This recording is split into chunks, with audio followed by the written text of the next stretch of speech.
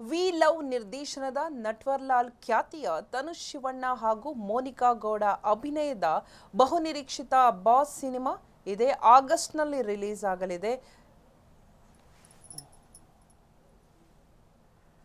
August 7ರಂದು ರಾಜ್ಯಾದ್ಯಂತ ಬಿಡುಗಡೆಯಾಗುತ್ತೆ. ರಿಲೀಸ್ಗೂ ಮುನ್ನ ಹಲವು ವಾದ ವಿವಾದಗಳಿಗೆ ಕಾರಣವಾಗಿರುವಂತಹ ಈ ಸಿನಿಮಾ ಇದೀಗ ಎಲ್ಲ ಅಡೆತಡೆಗಳನ್ನು ಮೀರಿ ರಿಲೀಸ್ಗೆ ರೆಡಿಯಾಗಿದೆ.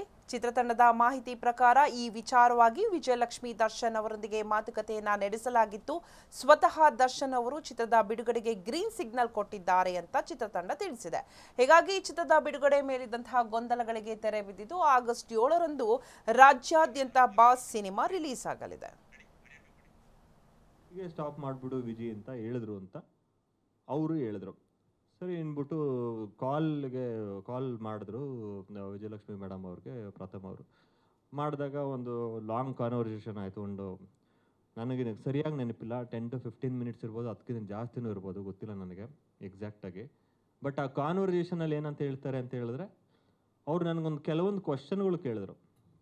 ಏನು ಕ್ವಶನ್ಗಳು ಕೇಳಿದ್ರು ಅಂತ ಹೇಳಿದ್ರೆ, ಇದು ನಮ್ಮ ಪರ್ಸ್ನಲ್ ಲೈಫ್ ಬಗ್ಗೆ ಏನಾದರೂ ತೋರಿಸಿದ್ದೀರಾ, ಅಥವಾ ನನ್ನ ಮಗ ವಿನೀಶ್ ಅವ್ರ ಬಗ್ಗೆ. ಇದು ಒಂದು ನಿರ್ದೇಶಕನ ಕಾಲ್ಪನಿಕ ಕತೆ. ಈ ಬಾಸ್ ಚಲನಚಿತ್ರ ಆಗಸ್ಟ್ 7ನೇ ತಾರೀಕು ಶುಕ್ರವಾರ ಕರ್ನಾಟಕಾದ್ಯಂತ ಬಿಡುಗಡೆಯಾಗ್ತಾ ಇದೆ. ಈ ಬಾಸ್ ಚಲನಚಿತ್ರದಲ್ಲಿ ತನುಷ್ ಶಿವಣ್ಣ ನಾಯಕ ನಟರಾಗಿ, ಮೋನಿಕಾ ಗೌಡ ಅಲಿಯಾಸ್ ವಂದಿತಾ ಗೌಡ ಅವರವರು ನಾಯಕಿಯಾಗಿ, ಪಾಯಲ್ ಚೆಂಗಪ್ಪ, ವಿಜಯಶ್ರೀ ಅವರು, ಜೋಶ್ ಅಕ್ಷಯ್,